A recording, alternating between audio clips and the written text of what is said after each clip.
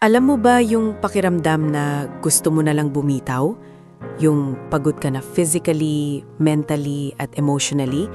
Yung tipong kahit anong gawin mo, parang walang nagbabago? Marami sa atin ang nakakaranas niyan. Yung tipong gabi-gabi, tanong mo sa sarili mo, kaya ko pa ba to? O kaya, worth it pa ba tong pinaglalaban ko? Sa isang mundo na puno ng challenges, madalas tayong mapapaisip, bakit nga ba hindi tayo dapat sumuko kahit pagod na tayo?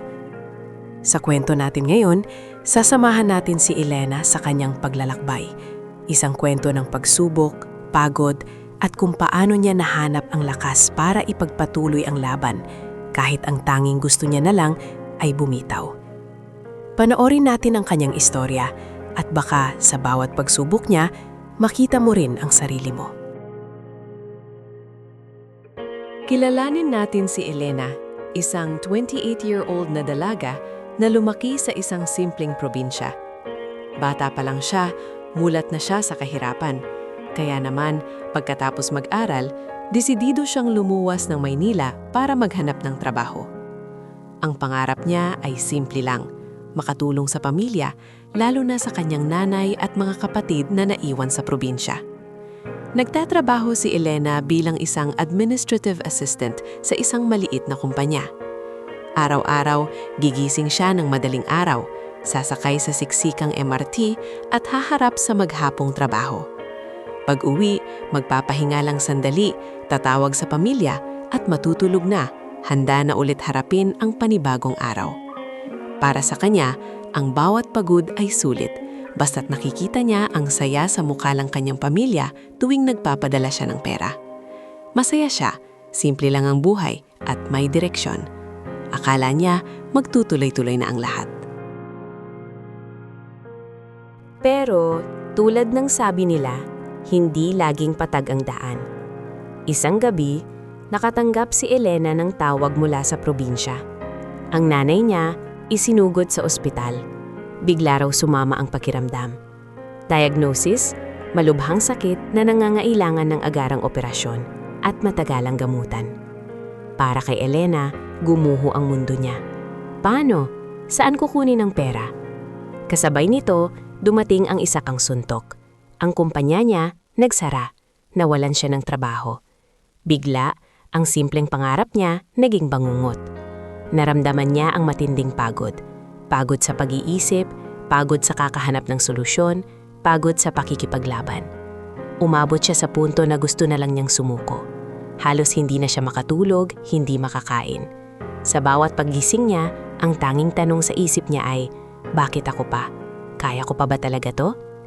Niyakap niya ang una niya, umiiyak, pakiramdam niya mag-isa siya sa mundo. Ang bigat ng responsibilidad ay halos durugin na siya. Pero, sa gitna ng matinding lungkot at pagkabigo, may isang bagay na nagtulak sa kanya, ang alaala ng ngiti ng kanyang nanay. Hindi madali, pero pinili ni Elena na lumaban. Una, nagsimula siyang maghanap ng part-time jobs. Nag-apply siya sa kung saan-saan, kahit anong trabaho, basta may kikitain.